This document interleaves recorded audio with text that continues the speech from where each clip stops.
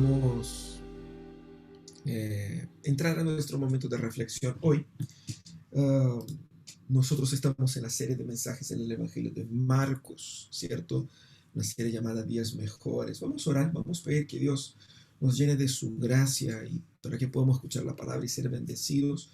Voy a pedir a la Tita que nos dirija en una oración de consagración para que podamos aprender hoy día de la palabra del Señor. Oremos. Padre Celestial, estamos delante de ti, Señor, esperando escucharte, esperando escuchar tu palabra, Señor. Te pedimos que tú prepares nuestras mentes, nuestros corazones, que tu Espíritu Santo, Señor, desde adentro nos permita entender con claridad cuál es tu voluntad para nuestras vidas. Queremos escucharte, Señor, queremos escuchar tu voz, queremos conocerte mejor a través de esta predicación, Señor. Te pedimos, Padre, que nuestro corazón y nuestra mente estén atentos a ti, estén atentos a tu palabra, Señor, que atesoren tu palabra, que guarden no solamente el recuerdo de este mensaje, Señor, sino que guarden el amor que tú tienes para nosotros en tu palabra. Te pido, Señor, que nuestros corazones estén consagrados a ti, que estén deseosos de escucharte, que estén deseosos de conocerte, Señor, a través de esta predicación. Prepáranos, Señor, en el nombre de Jesucristo, nuestro Salvador. Amén. Amén. Amén. El tema de hoy es liderazgo paradójico. Y vamos a hablar sobre liderazgo y sobre el liderazgo paradójico de Jesús y que eso tiene que ver con nosotros y cómo nosotros podemos aplicar a nuestro diario vivir esas enseñanzas. Bueno, John Maxwell ya dijo que todo se construye o todo se derrumba según el liderazgo. Y eso es verdad. Todo se construye o todo se derrumba según el liderazgo. Y fíjate que cuando hablamos de liderazgo, quizás las personas asuman que es como que una charla más, no sé, pragmática, técnica, y que no tiene poca o tiene poca relevancia para los problemas que de repente uno está viviendo. Pero fíjense que nosotros todos somos líderes de una manera u otra. Porque aquí cuando hablamos de liderazgo estamos hablando de la forma como administramos nuestras vidas, de la forma como nosotros tomamos decisiones, la forma como nosotros organizamos nuestras familias. Entonces, el liderazgo es un tema muy importante y las cosas que vamos a ver aquí tienen que ver con eso, ¿cierto? Pero todos nosotros somos líderes de una u otra manera, es decir, influimos en la vida de las personas y todas las actitudes de liderazgo que tenemos, ellas son basadas en los modelos que nosotros conocemos, ¿cierto? ¿Y cuáles son los modelos de liderazgo que nosotros conocemos en nuestros días?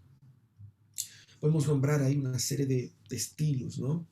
El líder opresor, el líder omiso, el líder ejecutivo, el trabajólico, el que es displicente, el manipulador, el personalista, o de una manera más positiva, el incentivador, el visionario, o como está muy de moda en nuestros días, sobre todo en un escenario más político, el líder transgresor, el que rompe las barreras, el que, bueno, hay muchos modelos de liderazgos por ahí, pero lo que tenemos que entender es que toda nuestra visión de liderazgo está distorsionada por el pecado.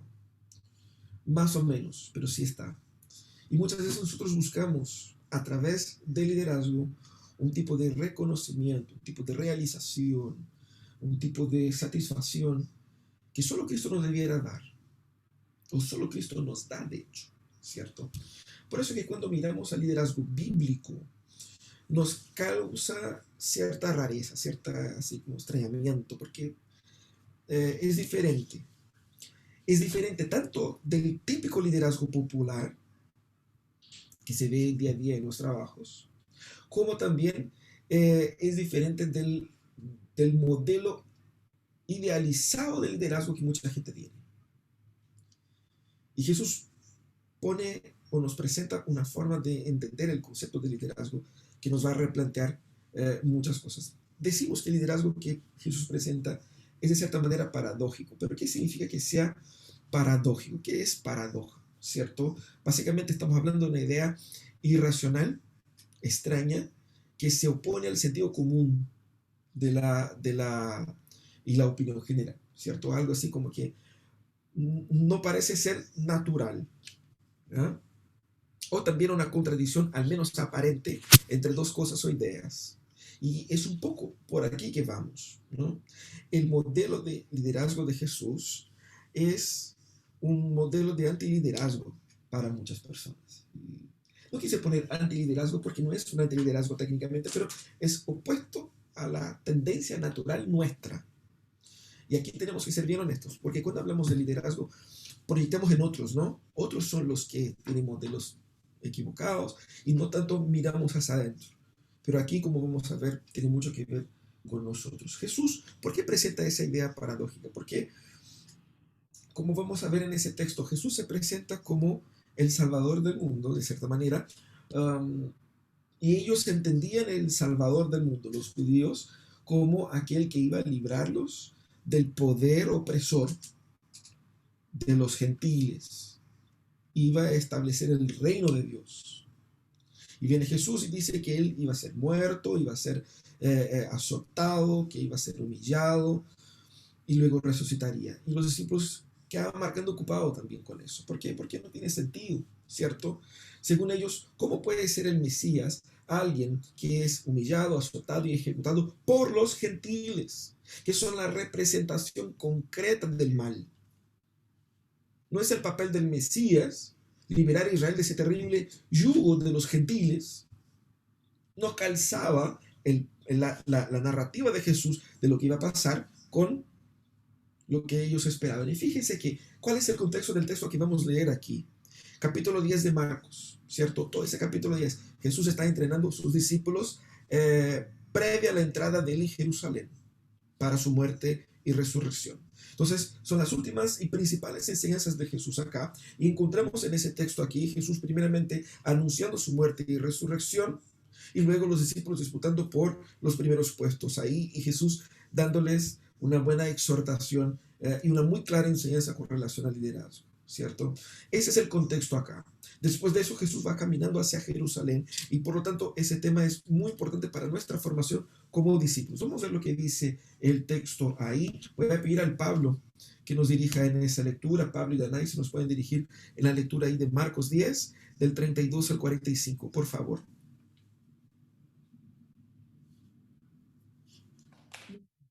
Iban de camino subiendo a Jerusalén y Jesús se les adelantó. Los discípulos estaban asombrados y los otros que venían detrás tenían miedo. De nuevo tomó aparte a los 12 y comenzó a decirles lo que iba a suceder. Ahora vamos rumbo a Jerusalén, y el Hijo del Hombre será entregado a los jefes de los sacerdotes y a los maestros de la ley. Ellos lo condenarán a muerte y lo entregarán a los gentiles. Se burlarán de él, lo escupirán, lo azotarán y lo matarán, pero a los 3 días resucitará. Se le acercaron Jacobo y Juan, hijo de Zebedeo. Maestro, le dijeron, queremos que nos concedas lo que te vamos a pedir. ¿Qué quieren que haga por ustedes? Concédenos que en tu glorioso reino, uno de nosotros se sienta a tu derecha y el otro a tu izquierda. No saben lo que están pidiendo, les replicó Jesús. ¿Pueden acaso beber el trago amargo de la copa que yo bebo, o pasar por la prueba del bautismo con el que voy a ser probado? Sí, podemos. Ustedes beberán de la copa que yo bebo, le respondió Jesús, y pasarán por la prueba del bautismo con el que voy a ser probado. Pero el sentarse a mi derecha o a mi izquierda no me corresponde a mí concederlo. Eso ya está decidido. Los otros 10, al oír la conversación, se indignaron contra Jacobo y Juan. Así que Jesús los llamó y les dijo: como ustedes saben, los que se consideran jefes de las naciones oprimen a los súbditos, y los altos oficiales abusan de su autoridad. Pero entre ustedes no debe ser así. Al contrario, el que quiera hacerse grande entre ustedes deberá ser su servidor, y el que quiere ser el primero deberá ser esclavo de todos, porque ni aun el Hijo del Hombre vino para que le sirvan, sino para servir y para dar su vida en rescate por muchos. Muchas gracias. Ese es el texto en el que vamos a meditar y ahí nosotros vemos el modelo de liderazgo paradójico de Jesús contrastando con la mentalidad de los discípulos y con la nuestra. Todavía me resuena en los oídos lo Barça que fue el pedido de Jacobo y de Juan. Y a veces cuando vemos esa postura de ellos, pensamos, pero ¿cómo puede ser así? Y ahí al rato nos miramos al espejo y dijimos, pucha, si yo hago lo mismo. El modelo de liderazgo de Jesús va a confrontar con nuestra forma de vivir. Y hay 3 principios que Jesús enseña acá en esa exhortación final a sus discípulos para que podamos entender cómo debemos entender el liderazgo en la vida personal y en el mundo. Primera cosa que Jesús nos muestra acá es lo que Él nos enseña cuando anuncia su muerte y resurrección, ¿cierto? Lo que Jesús nos enseña es que para nosotros la voluntad de Dios debe estar por sobre la realización personal. Cuando muchas personas se proyectan en términos de liderazgo, está involucrado ahí todos esos conceptos de los sueños, los planes, dónde quiero estar, lo que quiero hacer, lo que quiero ser, cómo me van a tratar, cómo me van a reconocer. De repente aquí en la iglesia alguien hace algo y queda así, pucha, nadie dijo nada, nadie celebró conmigo, nadie me dijo, pucha, qué bonito quedó y todo eso. Hay un poco de realización personal en todo lo que hacemos. Y aquí vemos a Jesús. Jesús, en vez de hablar de sí mismo como líder y de su realización personal, Él habla de cómo Él está determinado en hacer la voluntad de Dios. Fíjate que el inicio del texto muestra a Jesús caminando con mucha determinación hacia Jerusalén. Él caminaba con determinación, los discípulos seguían asombrados y la gente asustada. Porque el rumor de lo que iba a pasar en Jerusalén ya estaba fuerte. Y en ese camino Jesús no se detiene, Jesús no se deja llevar por la multitud. Él va hacia el peligro, podemos decir así. Y el clima emocional era un clima raro. Jesús va con mucha intencionalidad hacia Jerusalén. Pero en ese trayecto, Él separa a los 12. No dice eso a todos, dice a los 12. Lo que significa que ese anuncio de Jesús, de que Él iba a morir, iba a ser azotado, sería algo muy explícito para los discípulos. No era una conversación de pasillo que después ellos podrían haberse olvidado y que por eso no habían entendido. No, Jesús los reúne y les dice con todas las letras lo que iba a pasar. Es impresionante el relato que da Jesús, porque aquí vemos el relato más completo de lo que iba a suceder con Jesús, ¿cierto? Él dice, los judíos y los gentiles se unirán para condenarme. Él sería condenado, él sería juzgado y condenado. Los gentiles, ellos me humillarán, me maltratarán y ellos me crucificarán de cierta manera. Será muerto, no dijo crucificado. Pero al tercer día resucitaré. ¿Cómo interpretar esas palabras? Eres un discípulo de Jesús, está ahí con ellos, ahí escuchando esas palabras. ¿Cómo interpreto? ¿Cómo puede ser cualquier movimiento, cualquier proyecto coherente con esas palabras? Estás siguiendo a Jesús, dejaste todo para seguir a Jesús y Él dice, voy a morir y después voy a resucitar. Pero ese mismo Jesús está siguiendo, dejaste todo para seguir a Jesús. ¿Por qué? Porque Él es el que nos va a librar del yugo de los gentiles. Y ahí Él viene y dice, los gentiles me maltratarán, me azotarán, me matarán y me condenarán injustamente. Como que, pucha, Jesús está matando el movimiento. La gente aquí, unida aquí, detrás de ti. ¿Y por qué eso no calza con el proceso lógico de un movimiento que ellos imaginaban que Jesús estaba creando, que era, vamos a unir las personas, vamos a tener un gran líder y vamos a derrotar Roma? Y Jesús dice, no vamos a derrotar Roma, yo voy a morir, pero después resucitaré. Y quizás ellos pensaban, ¿y de qué sirve eso? Este es el conflicto que vivían ahí, ¿no es cierto? ¿Qué tipo de movimiento Jesús entonces estaba liderando? Jesús dijo, eso va a pasar en Jerusalén. Jesús ya lo sabía, Jesús les estaba anunciando, Jesús no estaba yendo al desconocido. Jesús sabía exactamente lo que se estaba metiendo. Y los discípulos podrían pensar, ¿cómo vamos a impedir que eso pase? ¿Será esa la razón por la que Jesús nos está llamando a decir esas cosas? ¿Para que pongamos las manos en armas y luchemos? ¿Qué tipo de proyecto puede ser ese? Porque suena mucho a fracaso y no a victoria. ¿Y por qué Jesús está tan determinado a ir a Jerusalén? Jesús, si tú sabes que van a ir a matarte, a condenarte, no vayas. No vayas. ¿Cierto? Sería la respuesta más obvia. Pero Jesús cuenta todo eso para sus discípulos, primeramente para establecer un punto pedagógico después de su resurrección. Porque Jesús está jugando otro campeonato aquí. Jesús no está jugando en la liga local como los discípulos, ¿cierto? Jesús está jugando en la Champions League solo, ¿cierto? Él está jugando otra liga, no es esa. Y por lo tanto, cuando Jesús dice esas cosas a sus discípulos, es primeramente para que en el futuro, cuando Él resucite y vuelva, los ángeles puedan decir, como dijeron, recuerda cuando Él te dijo que eso iba a pasar, y ahí se le cae la tecla y le dice, verdad. Pero también lo que Jesús quiere con ese anuncio previo de su sufrimiento es enseñar la naturaleza verdadera del reino de Dios. Mira, nosotros no estamos aquí para luchar contra ese imperio romano apenas. ¿Ya? Esos imperios pasarán. Estamos luchando contra algo mucho más poderoso.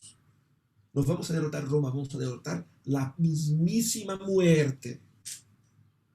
Es otro nivel. Aunque ellos no tenían la comprensión plena de lo que significaba eso, esa enseñanza se iba acumulando hasta llegar a una comprensión más plena en el futuro. Pero también es para probar la fe de ellos. Porque si Jesús dice, yo voy y ahí me van a hacer esto, esto y esto, ellos podrían decir, ya, entonces, hasta aquí nomás quedamos, Señor, que Dios te bendiga, que vaya en paz, y porque, o sea, es un costo, si van a hacer eso contigo, imagínate lo que van a hacer conmigo, ¿cierto? Que no soy nadie. Jesús entonces prueba la fe de ellos, porque ellos, sabiendo, bien o mal, que las cosas se iban a poner complejas en Jerusalén, ellos siguen con Jesús. Ellos no abandonaron a Jesús. Así que la determinación de Jesús frente a lo que le iba a suceder muestra que Él pone la voluntad de Dios por sobre la suya. Él dice que va a sufrir, pero dice, voy con sufrimiento y todo para hacer la voluntad de mi Padre. Jesús da el modelo de liderazgo cuando Él paga el precio sabiendo que tiene que pagar el precio. No se hace la víctima como muchas veces nosotros hacemos. Ay, que estoy sufriendo tanto, que nadie me reconoce, que nadie me quiere. Él no está pensando en Él está pensando en hacer la voluntad del Padre, de cumplir con su misión. Su realización es en la voluntad de Dios. Y nosotros tenemos que trabajar eso en nuestro corazón. ¿Cuál es tu realización? ¿Qué es lo que para ti es la realización de tu vida, tu realización personal? Que te promuevan en tu trabajo, que te den no sé, un aumento de sueldo, o que te reconozcan, que te ponga una placa con tu nombre. No sé cuál es tu sueño. Aquí el sueño de Jesús es hacer la voluntad del Padre, y ese debe ser nuestro sueño también. Esta es la meta. Obedecer a Dios, aquí como vemos acá, también implica el sufrimiento. Jesús quería hacer la voluntad del Padre y implicaba eso y sufrimiento. Y Jesús dijo claramente a sus discípulos, el camino del discipulado es un camino de cruz. Si usted no quiere sufrir, bueno, anda a otra religión, porque aquí se sufre, pero solamente aquí se vive. Si el Mesías caminó por ese camino, ¿qué decir de nosotros? Obedecer a Dios también implica el sufrimiento.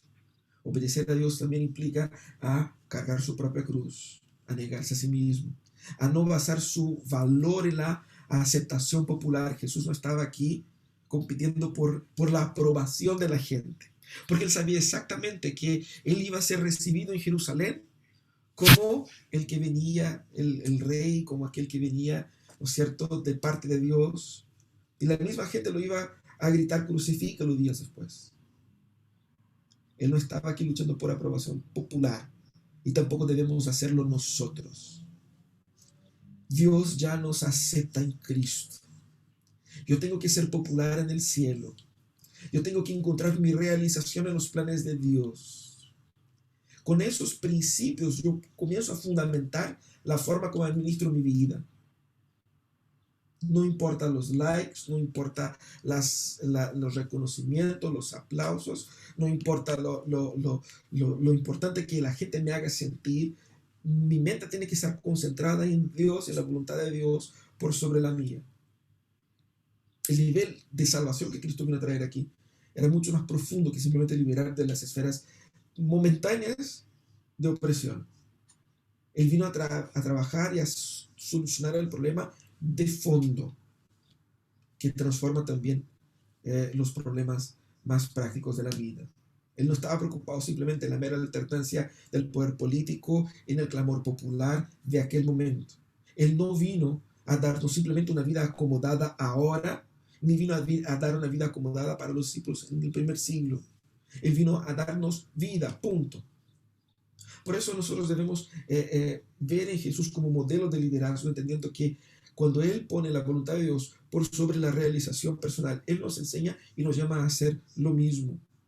Y Él entrega su vida, como vemos en el versículo 45, dar su vida en rescate de muchos.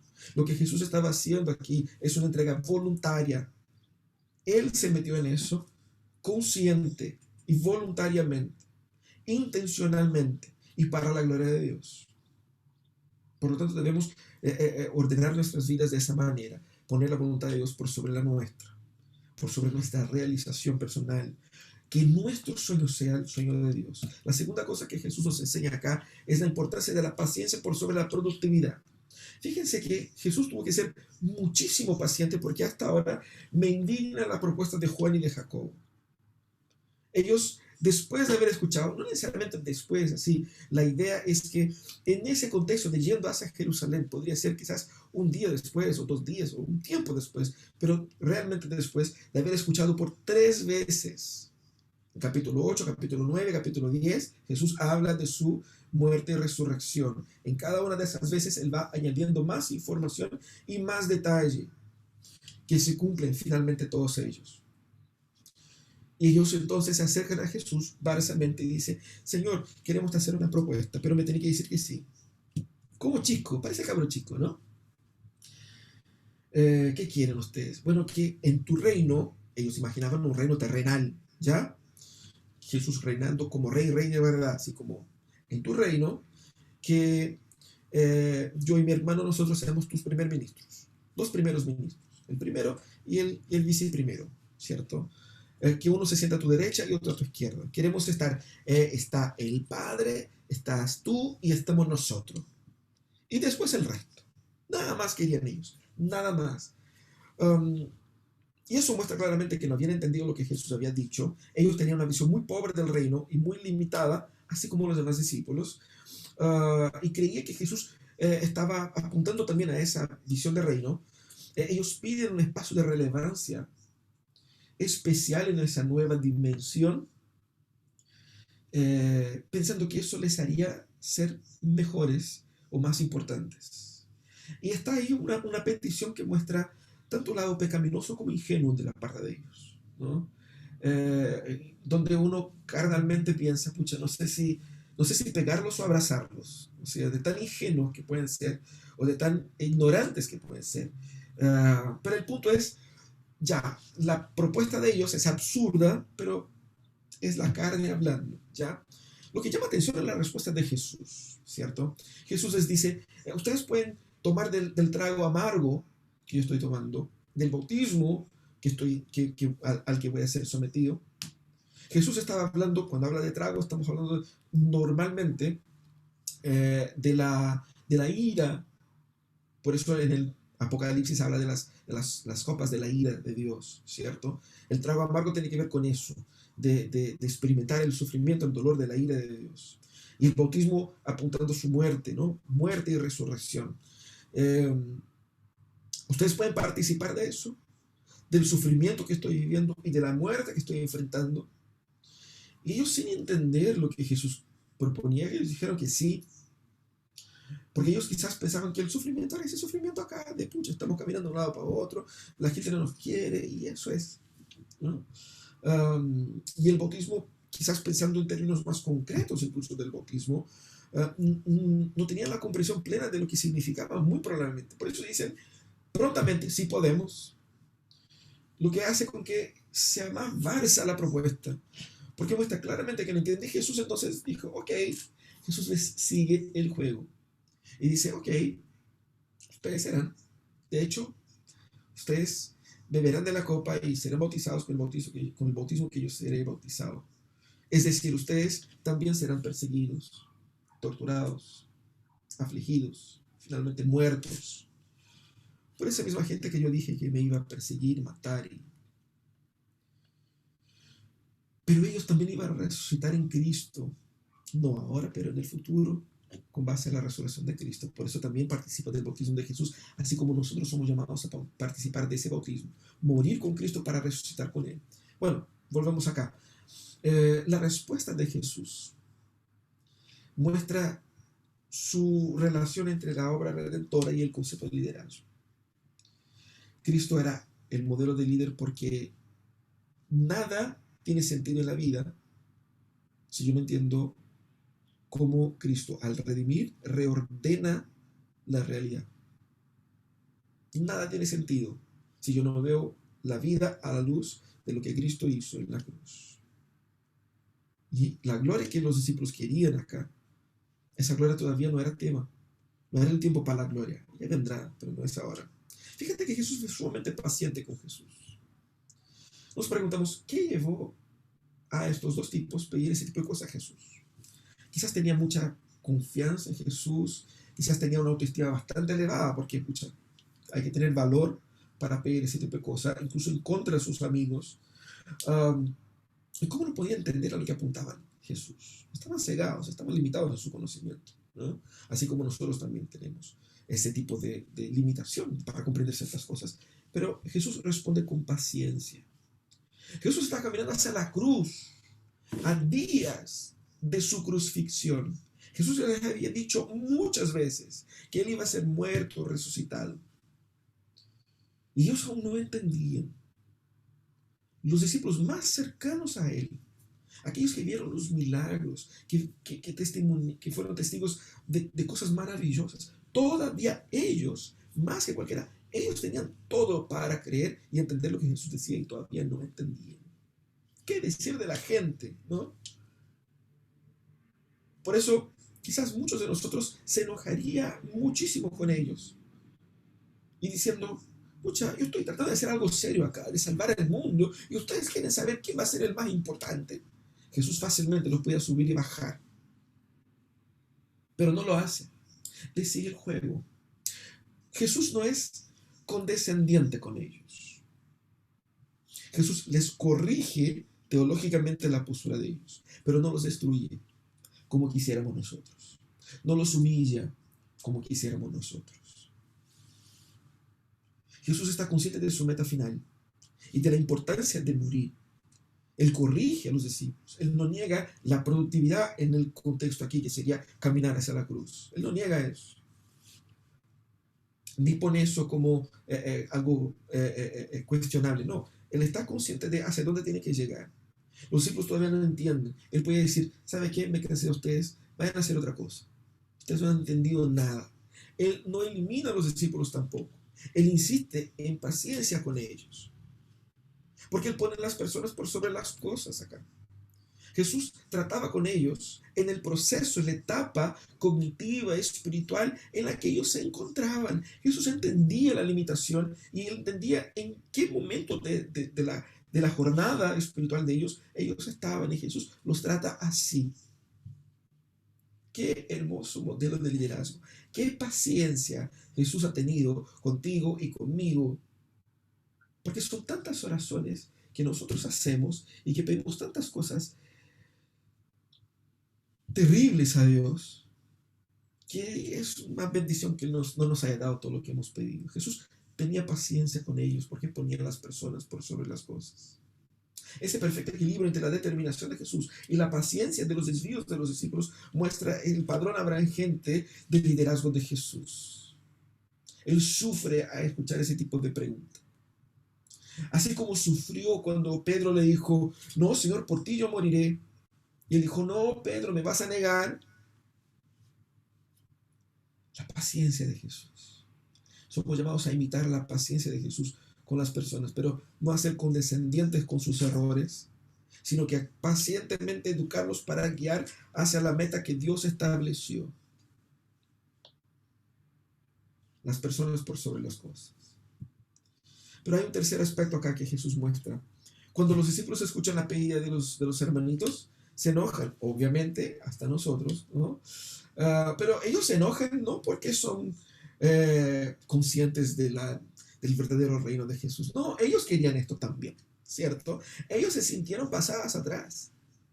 Por eso estaban enojados con los hermanos. Ellos compartían el mismo sentir de ellos, pero no lo habían dicho. Y ya habían hablado entre ellos quién sería el más importante. Jesús todavía no muere y ya están distribuyendo cargos. ¿Ah? Qué hermoso, ¿no?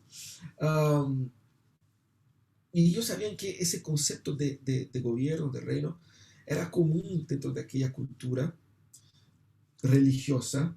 Y ese tipo de dominación apitutado, que aquí en Chile es tan común, ya era común allá, ¿cierto? No fueron los chilenos que inventaron el pituto. El pituto siempre ha existido desde que entró el pecado en el mundo, ¿no? Y ellos querían eso, ellos contaban con eso. Cristo va a establecer un nuevo reino, un reino global, un reino bacán, y yo quiero estar en la delantera, ¿no? Entonces, ellos se indignan por motivos equivocados, de la misma manera que nosotros nos indignamos por motivos equivocados. ¿Por qué? Porque el orgullo es el tipo de pecado que yo no veo en mí, yo veo en el otro. Yo no detesto mi orgullo, yo detesto el orgullo del otro. Oye, ¿cómo puede ser tan agrandado? ¿Quiere ser más grande que yo? Porque yo me siento ofendido con el orgullo de otro porque eso hiere a mi orgullo personal. Fíjense que el orgullo no es un pecado gregario, es siempre divisionista, porque el orgullo tiene que imponerse por sobre otros. Los hermanos, por el lazo de hermandad, se unían ahí para imponerse por sobre los 12. Pero seguramente este orgullo les iba a hacer comerse unos a otros. También es así como el orgullo funciona. Y mucho de nuestro enojo con ese pedido es porque hay tanto orgullo en nosotros que nos sentimos así como ofendidos. Porque es nuestro orgullo herido. Es nuestro pecado dando señales de vida. Así que nosotros también nos enojamos con ellos por motivos equivocados, pero Jesús nos educa a nosotros y a ellos acá. Porque Jesús primero pone en perspectiva y dice, ustedes saben que en el mundo los hombres que quieren poder, ellos oprimen a las personas y abusan de su autoridad. Es interesante cómo Jesús pone, porque no existen solamente liderazgos abusivos y opresores, pero esa era la conclusión final de todo tipo de liderazgo, que no es el liderazgo que Jesús está enseñando. Jesús entonces, ¿qué hace? Él muestra la cara más negativa del modelo de liderazgo secular y carnal. Y muestra que al fin y al cabo todos quieren poder y buscan a través de la opresión y del abuso obtener poder. Quizás no está suprimiendo como un gran dictador, pero quizás está siendo un mini dictador en su forma de gestionar y de conquistar poder. Sea en su familia, en su relación matrimonial, sea en su relación laboral, sea en su relación dentro de la iglesia, con sus amigos. Cualquier modelo que no sea el modelo de Jesús culmina en abuso y opresión. Punto. Jesús raya la cancha, hay solamente dos modelos. Todo el modelo que ustedes conocen ahí en el mundo, la búsqueda del poder, por satisfacción personal, por realización personal, por concretar el orgullo del corazón, y ese modelo que yo les estoy enseñando acá. Pero el modelo secular, el modelo carnal, el modelo popular, ese modelo termina siempre en opresión y abuso. Y él dice, entre ustedes no debe ser así. Entre ustedes, ese tipo de forma de administrar y de gestionar las relaciones no debe ser de esa manera. Él dice que no debe ser así. ¿Por qué? Porque cuando la gracia transforma su corazón, ella te va a librar de las estructuras de pecado que te llevan a vivir de una forma dominada por el orgullo. El creyente no puede decir que es esclavo del orgullo, porque cuando es librado y regenerado por Jesús, Somos libres del dominio del pecado. Podemos luchar contra el orgullo y podemos vencerlo, pero no podemos decir, el orgullo me domina. No. El no creyente, aquel que no es regenerado, ese sí todavía está bajo el dominio del pecado. El creyente no. Entonces, cuando la gracia nos transforma, transforma profundamente nuestra identidad. Si transforma quien yo soy, va a transformar lo que yo quiero, va a transformar cómo veo a las personas, cómo trato a las personas y cuáles son mis ambiciones en la vida. Por eso ella restaura las relaciones humanas. La gracia va a hacer con que su matrimonio sea un matrimonio mejor porque va a transformar a ti como una persona más parecida con Jesús. Y si eres más parecido con Jesús, tu matrimonio será un matrimonio más armonioso. Cuando dos personas que están luchando contra sus pecados, buscando caminar hacia Cristo, eso tiende a hacer con que la presencia del pecado disminuya y la gracia siga creciendo entre ustedes. Transforma. Personas regeneradas van a replicar el modelo que les dio vida. Si yo obtuve vida a través del sacrificio sustitutivo de Cristo, ¿qué es lo que debo hacer? Debo vivir según ese modelo que me dio vida. ¿Qué modelo es ese? De poner al otro en primer lugar, de servir más que conquistar. Yo no tengo mérito, mis méritos murieron en la cruz. Y en la cruz yo descubrí que yo soy el más grande pecador y el hijo más amado del mundo. Por lo tanto, en la cruz, cuando el Mesías, el Señor, se humilló y Él me dice, yo hice eso para que tú hagas lo mismo. Humíllate por otros, para bendecir a otros. Esa es la lógica que Jesús está aplicando acá. El Evangelio debe determinar la forma como yo actúo. Personas regeneradas deben replicar ese modelo que les dio vida, de poner el otro primero, así como Cristo hizo conmigo. Porque la gracia viene a transformar la forma de liderazgo. Ella viene a resignificar todas las cosas. Un modelo de liderazgo centrado en el prestigio personal es una característica de una persona que está distante del Evangelio. Si la meta es que yo me sienta mejor, que mis sueños se realicen, que yo sea una persona más plena, que si yo se trata de mí solamente, no entendí el Evangelio, porque el Evangelio lo que dice es, no se trata de mí. Los méritos murieron en la cruz. ¿Qué significa entonces aquí que Jesús diga, sirven a todos? El que quiere ser el primero debe ser el que sirve a todos, el esclavo de todos. No significa aquí abdicar del liderazgo práctico, de forma literal, porque muchos toman eso como una autocomiseración, así como que, ay, no, yo no soy nada, yo no soy nadie. ¿Quién soy yo? No, ¿cómo voy a ser? Yo soy simplemente un servidor. Esa falsa humildad que mucha gente tiene. Jesús no hizo eso. Jesús dijo, yo soy el Señor, yo soy el Maestro. Jesús estaba caminando hacia la cruz con determinación. Jesús no estaba abdicando de su misión por entender que Él era servidor. Aquí estamos hablando no de abdicar de realizar cosas, de liderar técnicamente. Estamos hablando de las motivaciones que subyacen ese liderazgo. Jesús tampoco rechaza su propia autoridad, ni quiere que nosotros, al servir a otros, rechacemos y neguemos las estructuras de autoridad que existen. Porque el mismo apóstol Pablo va a decir, ustedes deben someterse unos a otros, y luego establece las estructuras de autoridad en la familia y en el trabajo y en la iglesia. O sea, una cosa no niega a la otra. Lo que es importante es entender que yo tengo un deber por el otro y no por mí. Hago para el beneficio del otro y no para mí. Significa no buscar el reconocimiento, el estatus, sino que el beneficio ajeno. Significa saberse ya no merecedor de ese reconocimiento. Y eso es importante entender. Porque a veces nosotros luchamos en la vida para que la gente nos reconozca. Para que mi papá y mi mamá puedan decir, oh, estoy orgulloso de ti. ¿Cuántas cosas nosotros no hacemos simplemente para que la gente le diga, qué bonito, qué bonita foto, qué bonito mensaje, qué bonito trabajo?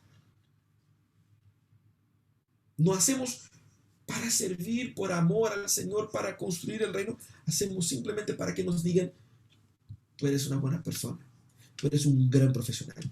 Estoy orgulloso de ti. Soñamos con esas palabras. Jesús dice algo muy interesante con relación a eso. Él dice, así también ustedes, cuando hayan hecho todo lo que se les ha mandado, deben decir, somos siervos inútiles, no hemos hecho más que cumplir con nuestro deber. Y uno dice, ¿what? ¿Cómo puede ser eso? No calza.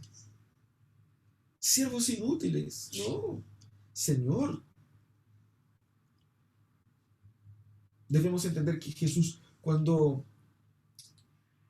nos llama a ser personas que sirven a otros, nos llama a repensar nuestro rol como seres humanos, para que Cristo sea glorificado a través de mí, no para que yo sea glorificado en lo que yo hago. Esa es la lógica de la gracia. Y esa lógica de la gracia es una paradoja para nuestra cultura. Y fíjate que lo que Jesús dice acá no es simplemente una otra alternativa, un otro modelo. Jesús dice, ese es el modelo, esa es la forma. Jesús establece aquí un límite. Jesús literalmente raya la cancha y dice, no, entre ustedes no debe ser así. Punto. ¿Por qué? Porque poner al otro en primero es la misma esencia del Evangelio. Si no lo hago eso, es porque no entendí lo que Cristo hizo por mí. Todo lo que nosotros hacemos en nuestras vidas debe reflejar esa gracia que alcanzamos en la cruz. Nosotros no valemos ni somos aceptados por el mérito propio, conquistado por el esfuerzo personal, por años de dedicación. Por lo tanto, no debemos vivir nuestra vida profesional, familiar, también por esos mismos padrones. Porque si no sirve para salvarnos, tampoco sirve para bendecir a otros. Y es interesante porque Jesús siempre termina hablando de su resurrección, de la salvación que Él conquista. Es decir, yo no necesito la gloria humana, el resultado de mi trabajo, porque yo ya tengo una gloria en Cristo. En Él yo me glorío. Por eso el apóstol Pablo dice, si alguien ha de gloriarse, que se gloríe en el Señor. Qué hermoso. Si alguien ha de gloriarse, que se gloríe en el Señor. 1 Corintios 1:3. Así entonces, ¿cómo yo camino para la aplicación de eso en mi vida? Primeramente, reconozca que hacer la voluntad de Dios no nos libra del sufrimiento. El camino del discipulado es un camino de cruz, es un camino de muerte, pero el camino del discipulado también es un camino de resurrección. La muerte nos libra de las amarras del pecado, porque quien termina derrotado es la misma muerte. Hay mucho sufrimiento, pero el camino de la cruz es también un camino de gloria, una otra gloria, no la gloria humana, pero una gloria concreta y absoluta al final. Así que no hay una contradicción entre sufrimiento y obediencia. Muchas veces la obediencia nos lleva a sufrir. Agradezca al Señor por el privilegio de sufrir por Él, de sufrir en el camino de la obediencia, así como hizo nuestro Señor. No podemos decir que queremos ser discípulos de Jesús, seguidores de Jesús, sino queremos sufrir con Jesús también.